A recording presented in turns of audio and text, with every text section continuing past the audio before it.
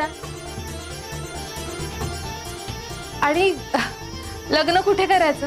आमची परिस्थिती तर तुम्हाला ठाऊकच आहे.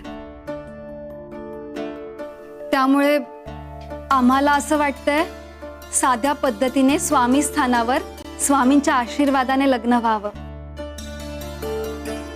तुम्हाला मान्य आहे का? अगदी मनातलं बोललीस. आम्ही तर येताना मुहूर्तही काढून आलोय. आजचा मुहूर्त अगदी शुभ आहे.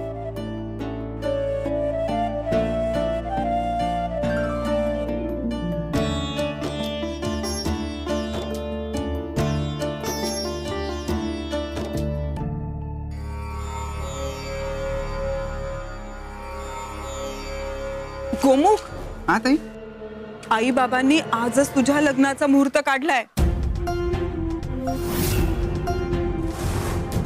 ताई मला ना काही कळतच नाहीये. बाप्पाने आधी आपल्या दोघांसमोर वेगळा कौल दिला आणि काल स्वामींसमोर वेगळा कौल दिला.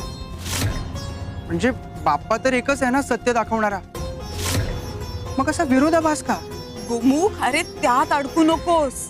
स्वामींसमोर जो कौल लागला होता तो खऱ्या शक्तीचा नव्हे, तर तो त्यांच्या इच्छेचा परिणाम आहे. आई बाबांच्या मनाला आधार मिळावा म्हणून स्वामींनी तो कौल तसा फिरवून घेतला होता. अगं जर मी लग्न केलं नाही तर आई बाबांची काय अवस्था होईल? ते त्यांचं संपूर्ण आयुष्य माझ्या लग्नाची आस लावून जगतायत. मी जर लग्न नाही केलं तर त्यांचं स्वप्न अपूर्ण राहील ना. ते जगू शकतील का? आणि आई बाबांच्या मनावर दुःखाचा डोंगर कोसळावा असं नाही वाटत ग मला. गोमुख, एक गोष्ट लक्षात ठेव, स्वामी काहीही करू शकतात. तुला मनवण्यासाठी ते त्यांच्या शक्तीचा वापर सुद्धा करू शकतात. हा, आता तू आई बाबांचं म्हणणं ऐकलं नाहीस ना, म्हणून ते स्वामींना पुढं करतायत रे. हो, पण खरा कौल तोच जो बाप्पाने आपल्या दोघांसमोर दिला होता. आणि तोच बाप्पाचा खरा संकेत आहे. तू आपल्या मतावर ठाम राहा आणि अगदी ठरल्याप्रमाणे वाग.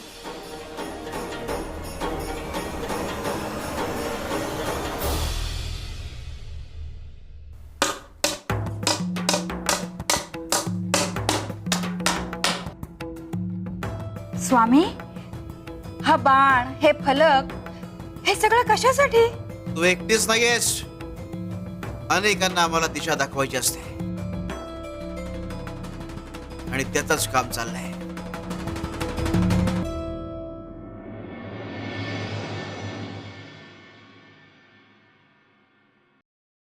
स्वामी, माझं लग्न होत नाहीये. माझी आजी म्हणते जोपर्यंत माझ्या हातून देवभक्ती नीट होत नाही तोपर्यंत माझं लग्न नाही होणार.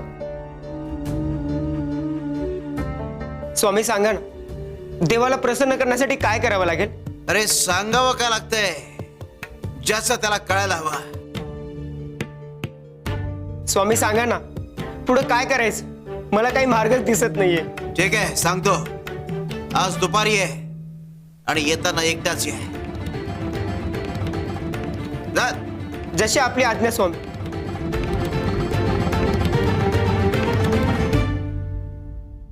या बुवाचं काय चाललंय? आता याला दुपारी का बोलवलंय, तेही एकट्याला? स्वामींनी त्याला एकट्याला का बोलवलं असेल? बाळा, आम्ही सांगतो त्या ठिकाणी हा दिशादर्शक फलक नेऊन ठेव.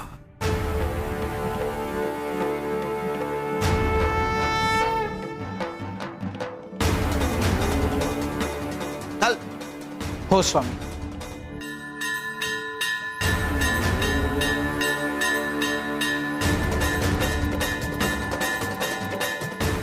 शिव हरे शंकर, नमामि शंकर, शिवशंकर शंभो. हे गिरिजापती भवानी शंकर, शिवशंकर शंभो.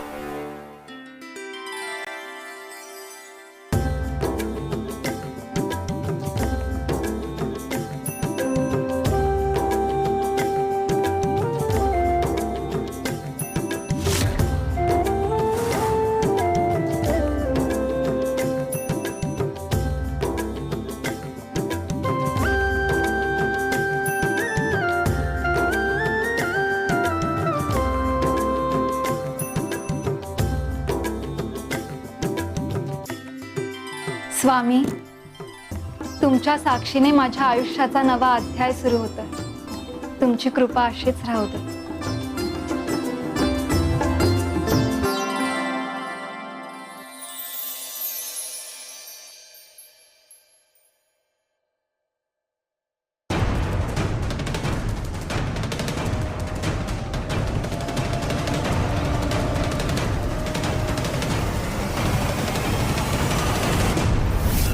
पालवी,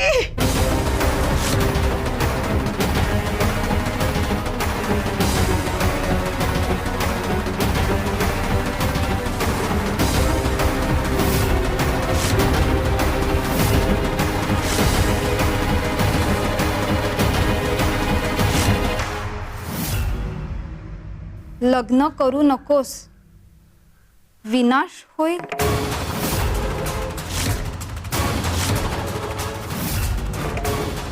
हे कोणी लिहिलं असेल आणि का लिहिलं असेल? मलाही तेच कळत नाहीये. पण कोणीतरी तुझ्या आणि गोमुखरावांच्या लग्नावर नाराज आहे.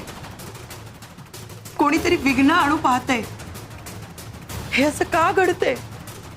मला तर काहीच कळत नाहीये. कोण विघ्न आणू पाहत असेल तुझ्या लग्नात? आई, असतात अशी विघ्न संतोषी माणसं. आपण त्यांच्याकडे लक्ष नाही द्यायचं.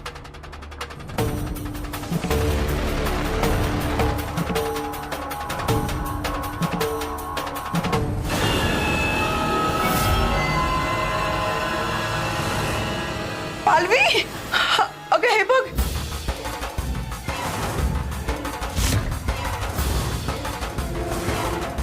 हे कोणी ठेवलं असेल? ह्यालाही असं बाशिंग का बांधलं असेल? ह्याचा काय अर्थ आहे? नक्कीच काहीतरी अघटित घडणार आहे. पण हे घरात कोणी आणून ठेवलं? घरात तर कोणीच आलं नाही. हा कसला संकेत आहे? काही अपशकुन तर नाही ना घडणार? मला खूप काळजी वाटते ग. खूप भीती वाटते. आई, काळजी नको करूस. स्वामींच्या संकेताहून मोठा कुठलाही संकेत नाही. आता कितीही काही झालं ना, मी मागे हटणार नाही. हे लग्न होणारच. कोणी कितीही विघ्न आणण्याचा प्रयत्न केला तरीही हे लग्न होणारच. स्वामी, या संकटामागचं रहस्य तुम्हीच जाणता. आता हे थांबवणं तुमच्याशिवाय कोणाच्याही हातात नाही. स्वामी, तुमचा आशीर्वाद असू दे आणि हे लग्न निर्विघ्नपणे पार पडू दे. श्री स्वामी समर्थ.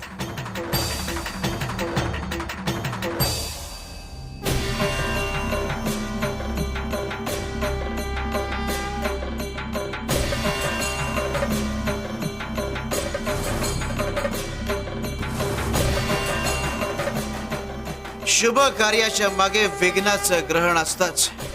विघ्न संतोषी माणसं विघ्न आणायला सरसावलेली असतात. शिव शंकर शंभा. आम्ही तुला उपदेश द्यायला आलो होतो, आमचा उपदेश डावललास आणि आणि त्या बुवाचा उपदेश मान्य केलास. तुला ठाऊक नाहीये, तुझी गाठ कपिलेशी आहे. या कपिलेशी. आता तू पाहच, तुझं लग्न आम्ही होऊच देणार नाही. तुझं कसं भलं होतं तेच पाहतो आम्ही. आणि जेव्हा तुझं लग्न मोडेल तेव्हा ही कपिला तुझ्या समोर पुन्हा उभी राहील. आम्हाला असं करणं गरजेचं आहे. अशाच तऱ्हेने आम्हाला आमचं महत्व वाढवावं लागणार आहे या गावात. आमचं वर्चस्व उभं करायचंय आम्हाला इथे. आणि कपिला आपलं वर्चस्व वाढवून राहणार.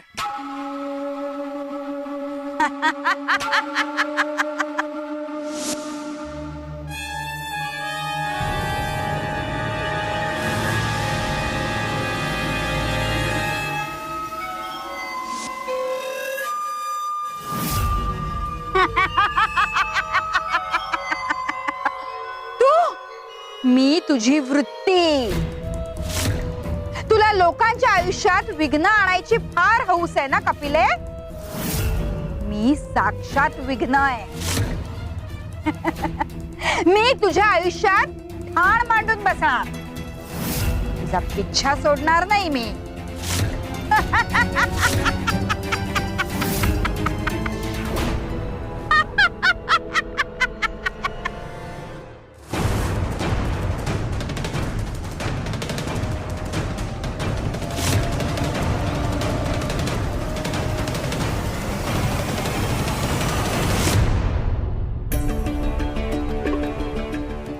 गोमुख, अरे तुमचं आवरलंय का सगळं?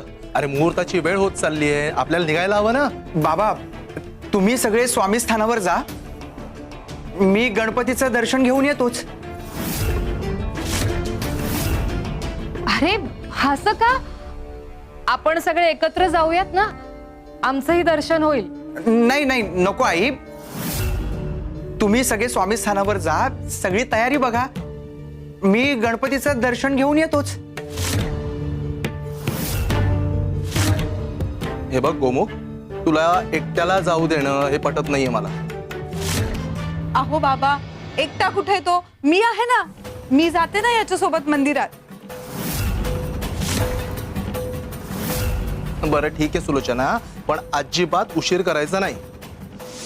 वेळेत या.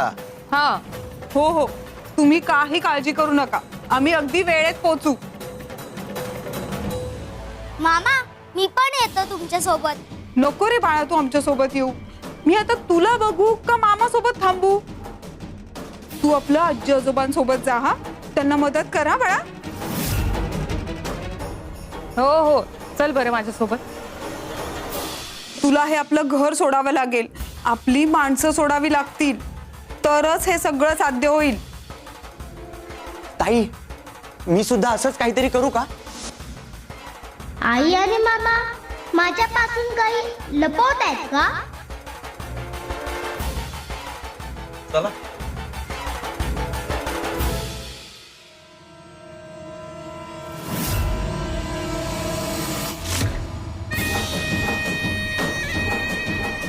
गोमुख, आता सगळं ठरल्याप्रमाणे होऊ दे. जे आपण ठरवलंय तेच खरंय. हा, आठवतंय ना? हो ताई. हे बघ, तू तुझ्या मतावर अगदी ठाम राहा, आपलं म्हणणं अगदी धरून ठेव. आणि मग अचानक आपला विरोध मागे घ्यायचा. सगळ्यांना वाटू दे, आता तू लग्नासाठी तयार झालायस. अगं पण मग ऐन लग्नाच्या वेळी तू लग्न मंडपातून पळून जायचं. अचानक मी मदत करेन ना तुला. अगं पण ताई, असं का करायचं? म्हणजे मी जर आत्ताच निघून गेलो तर सगळं संपेल ना. ताई, मी आत्ताच निघून जातो. अरे नाही गोमुख, तू जर आत्ता निघून गेला ना तर बाबा तुला शोधतील आणि मग पुन्हा तुझं लग्न लावून देतील बघ. पण जर तू लग्न मंडपातून पळून गेलास ना तर हा धक्का सगळ्यांसाठी इतका मोठा असेल की परत कोणी तुझ्या लग्नाचा विषयच काढणार नाही. गावात चर्चा होईल. बरोबर आहे ताई तुझा.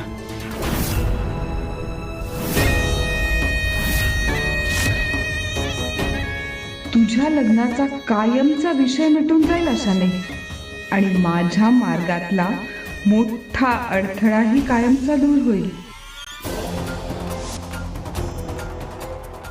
तुझ्या भल्यासाठी आता मी खोटं बोलेन. हो, आणि हे पाप मी माझ्या डोक्यावर घ्यायला तयार आहे.